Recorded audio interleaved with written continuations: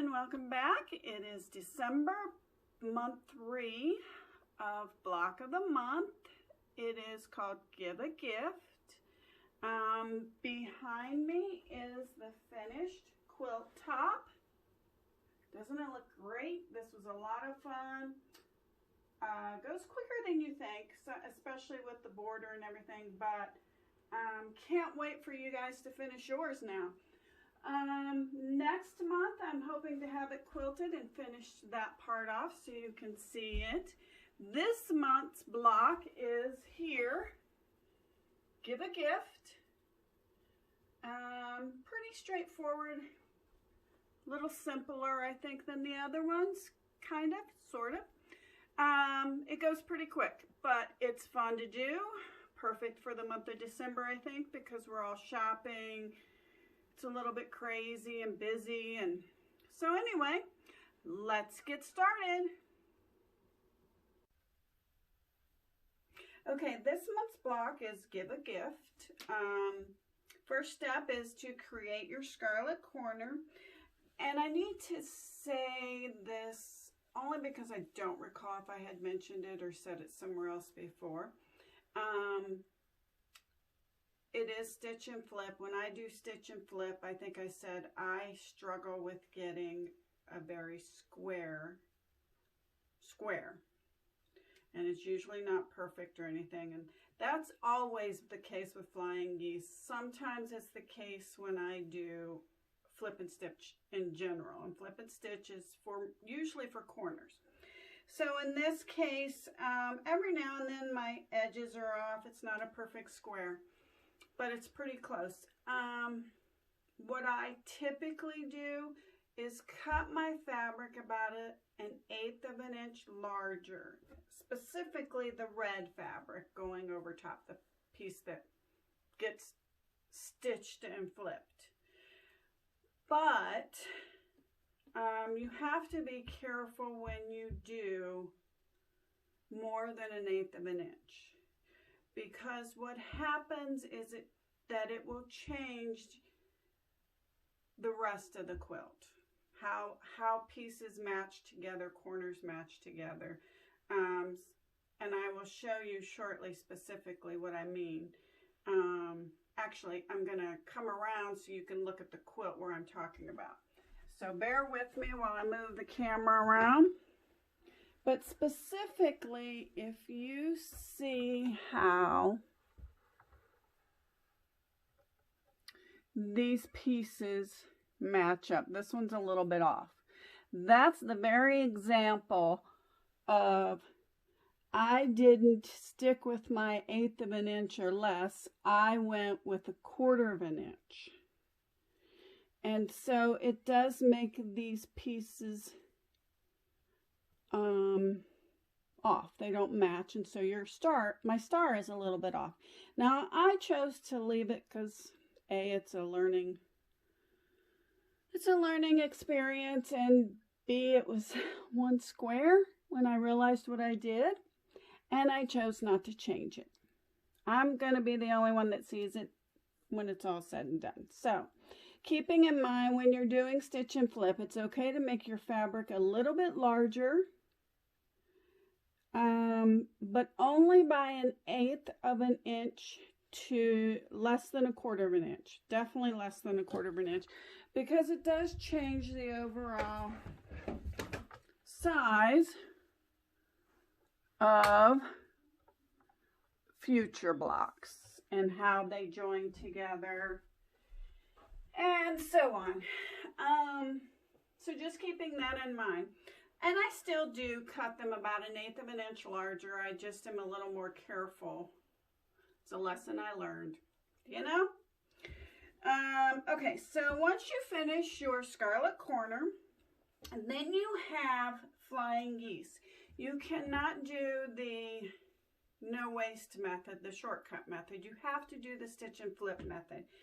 Only because I have not figured out another way to combine more than one color of fabric in the background to make it simpler. And you'll see what I mean. The first one you need to use letter B, which is the white fabric, and letter J, which is the gray fabric. It's this gray fabric here for your flying geese. And then you have red on the other side, which is letter H. So you're going to have 4 flying geese that look like this, but you're going to have another 4. And in the book, when you are creating 2 separate sets of something, so 2 separate sets of flying geese that are the same but different, they will display it. One of them will be horizontal and one will be vertical. I think they do that to keep from confusing people. I'm more of a visual person, and it has to be symmetrical. So I laid my pieces out like this, so it's easier for me to see. So you can see you have to have 4 sets this way, 4 sets this way. I did 1 set of 4, and then I did another set of 4, only because when I try to do, okay, I'll just do all this side, then I'll do all this side, then I'll go back. Yeah, that doesn't work for me. So again, the easiest way to do it is lay them out, do 1 set first, lay your first set aside so that you can see that's not the way you want it, and then lay your second set out and stitch it. These have to be stitch and flip. Again, you can do up to 1/8 of an inch larger in fabric. You probably do a little bit more, but I would stick with 1/8 of an inch as a rule. That was my learning curve this last time. So once you finish 4 sets of each, then you're going to arrange them. Actually, you're not going to arrange them yet. You're going to set them to the side. The next thing you have, and I don't know what they call this or what you would call it. Oh, I'm sorry, they call it a flower stem. Cori Yoder did this in other quilts also. It becomes a flower stem. In this case, it is a flower stem. I call it a leaf stem because this shape of this block looks like a leaf to me. But you're going to do stitch and flip again. You're taking your your single green fabric K,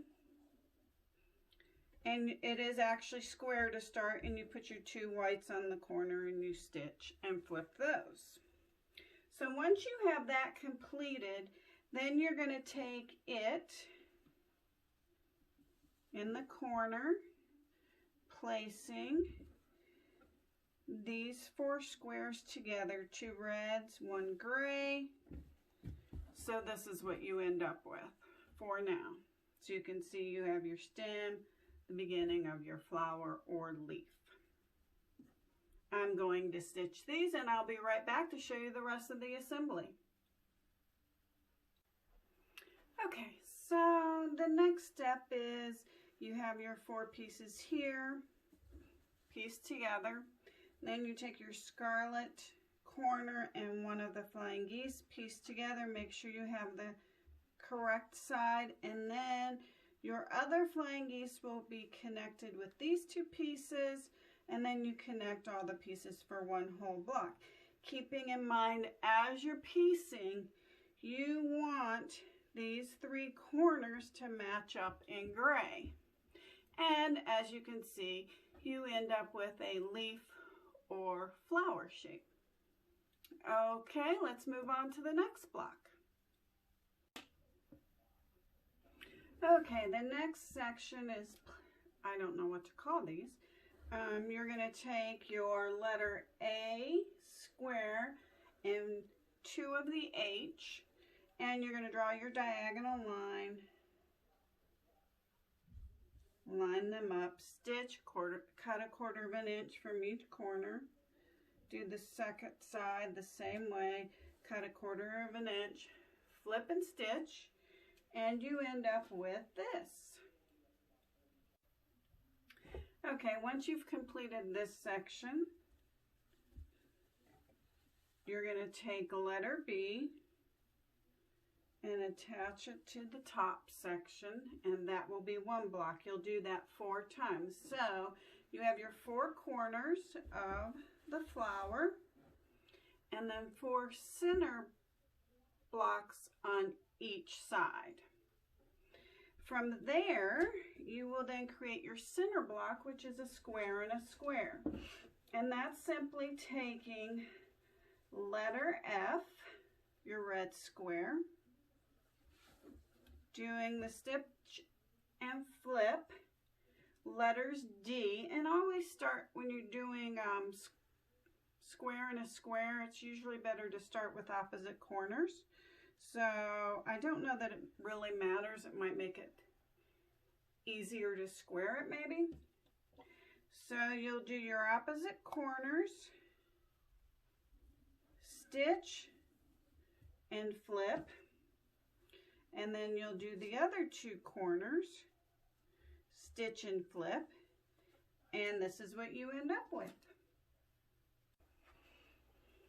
Okay, there's your square and a square. So that is your center block along with your 4 corners and your center side blocks, 4 of those to finish up your quilt block.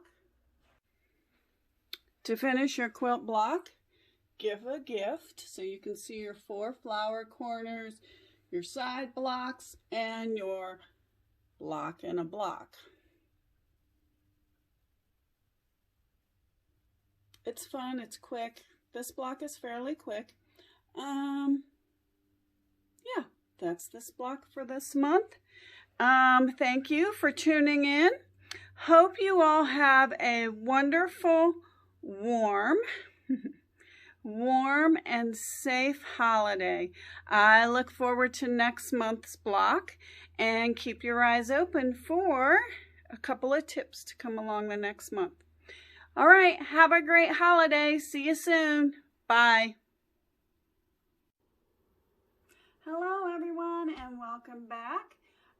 We are already into December, 3rd block of the month, which is called Give a Gift, I believe. This is it here. As you can see, I finally have the whole quilt pieced. Hopefully next month it will be quilted and you'll be able to see the final product. Found some little tricks, some more tricks along the way that I'm going to share with you throughout the month, but